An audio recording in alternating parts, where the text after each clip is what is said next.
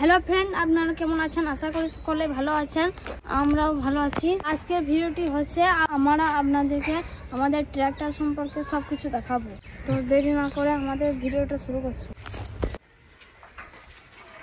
এটা হচ্ছে আমাদের ট্রলি, এটা হচ্ছে আমাদের জলের ট্যাঙ্কি, তো এটা হচ্ছে আমাদের মিনি মহিন্দ্রা ট্র্যাক্টর, আর এটা হচ্ছে আমাদের নিউ ট্র্যাক্টর।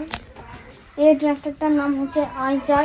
এখানে আমরা ইঞ্জিন ফিট করেছি, এখানে আমরা স্টিয়ারিং গিয়ার বক্স ফিট করেছি, অ্যাক্সেল ফিট করেছি, আরো নানা রকম অনেক কিছু ফিট করেছি।